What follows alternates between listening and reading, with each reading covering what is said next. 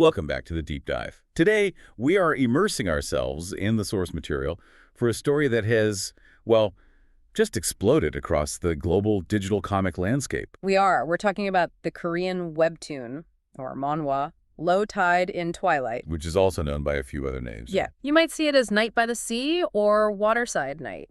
And while its commercial success is undeniable, it's also a story that operates entirely within extremes. Right. So our mission for this deep dive is to unpack how the creator uses the, let's be honest, controversial Omegaverse genre to build this incredibly high-stakes story about debt, trauma, and a really painful path to redemption. And we have to get into why its fan base is so intensely polarized. It's really the core of the whole conversation. That split between success and controversy is exactly why we're here. But before we get into the plot or the characters, we absolutely have to start with a serious content warning. Yeah. This is pulled directly from the source analysis you provided. Yes, this is essential. So a major content note for this deep dive. The narrative we're exploring here deals with extremely heavy themes. I mean, we're talking about explicit depictions of non-consensual sexual content, physical violence, Attempts at self-harm, emotional abuse. crippling debt, poverty. And maybe the most important thing to know going in is that the entire story is structured around a victim gets with abuser dynamic. And we're examining these elements because they are core to the story's structure. They're not just incidental. Exactly. Okay. With that context set, let's look at the world they inhabit. The foundation is the Omegaverse, so it's using that alpha, beta, omega dynamic, the ABO system. And this is way more than just, fantasy window dressing. It establishes a really rigid social hierarchy where alphas have all the power and resources, and omegas are biologically vulnerable. And that biology is the engine of the plot, isn't it? It absolutely is. It's the engine of the coercion. You see all the classic ABO elements, heats, ruts, pheromones, and they're all used as inescapable plot devices.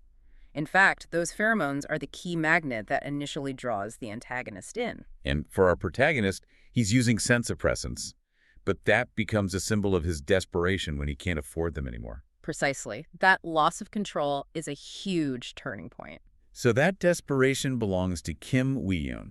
He's a 26-year-old Omega, and we meet him at his absolute lowest. I mean, what kind of pressure is he under? He is just crushed. He's got these massive gambling debts he inherited from his deceased father, and at the same time, he's the only one caring for his younger half-brother, Euihyun. He's just in pure survival mode. Completely, until he just can't cope anymore. That's where Yeo Taeju comes in. Okay, so let's talk about Taeju. He's the alpha. He is also 26, and he is the complete antithesis of Euihyun. He's incredibly wealthy. He's an heir to a debt collection company, so he's basically a powerful young gangster. He is specifically drawn to Euihyun's unique, intense scent. It's a biological pull that just overrides everything else. And that's the manipulation point. He doesn't just save Euihyun, he immediately ensnares him.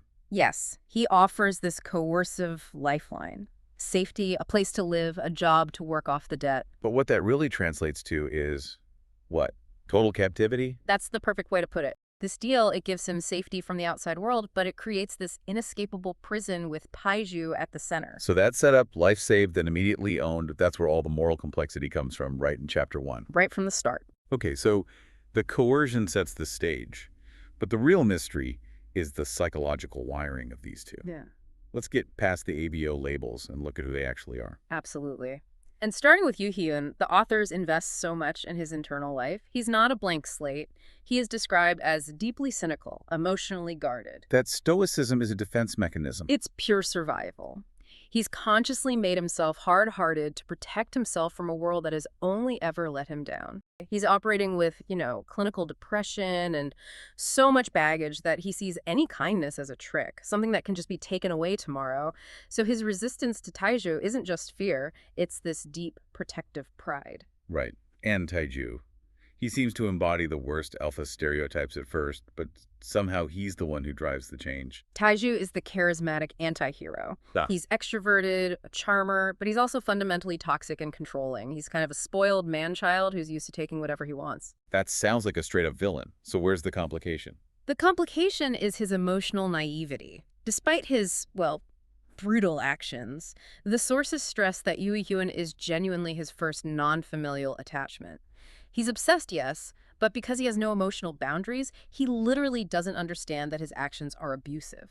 So his protective instincts get filtered through this lens of ownership and control. Making his initial care extremely toxic, yes. So that transition from toxic to something else has to be agonizingly slow to feel earned. And it happens during this unconventional cohabitation phase. It does, and it starts with Taeju's behavior subtly shifting.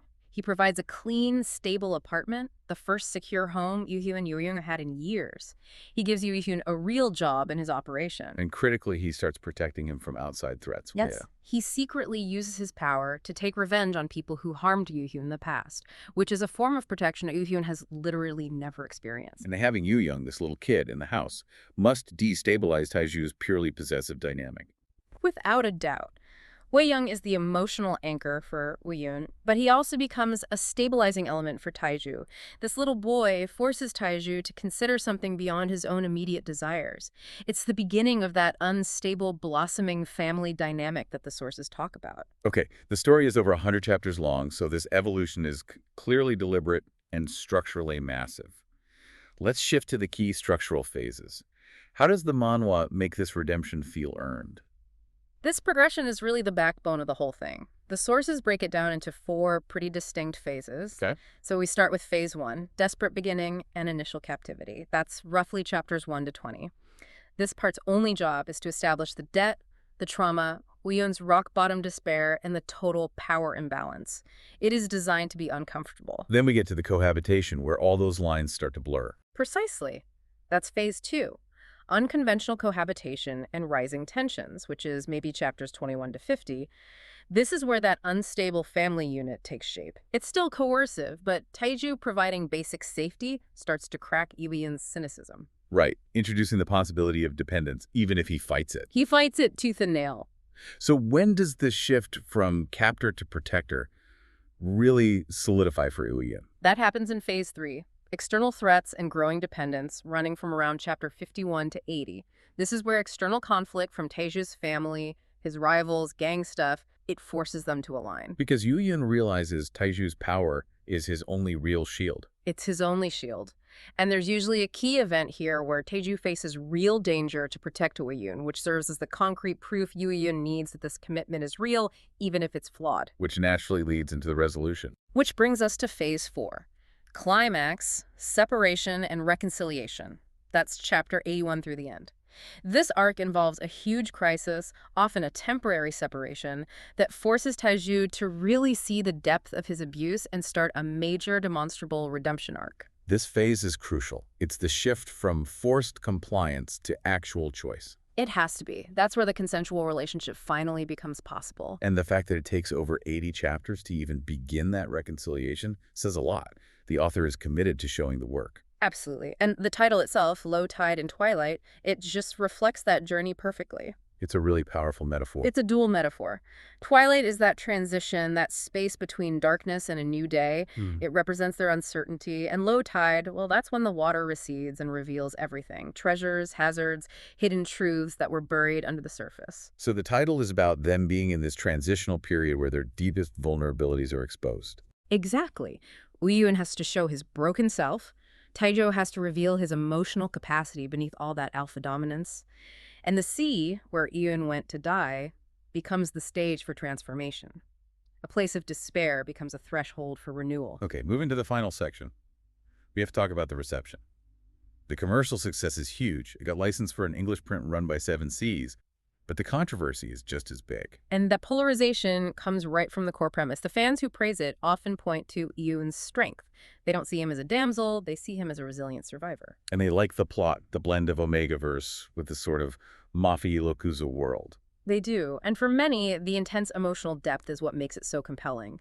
You hear from readers who say the story made them cry, that it evoked these really strong emotions. But the sources also highlight some severe and very understandable backlash. The central critique is all about the ethics of it. Critics argue that no matter how good the redemption arc is, a story where a victim finds love with their initial abuser inherently normalizes abuse. It's seen as a harmful fantasy. The idea that love can cure criminal toxicity. Exactly. And that debate is really entrenched in discussions around dark romance and trauma fiction in general. It's that conflict between narrative exploration and moral responsibility. Did the sources mention any other specific critiques? They did. One really pointed criticism was that Euihyun's trauma from the near murder-suicide felt underdeveloped. For a story so focused on psychological detail, it seemed inconsistent that this huge event didn't have more lasting effects on him as a character. That's a very fair point. Despite these criticisms, though, the narrative commits fully to its intended happy ending. So let's confirm the conclusion. It culminates in a complete emotional and legal resolution. The relationship successfully transitions to a mutually loving, consensual partnership. Taeju's redemption is tested and completed, and Euihyun commits fully to this new, stable life. And the epilogue solidifies this found family with a time skip, right? It does. The side stories are the final proof of stability.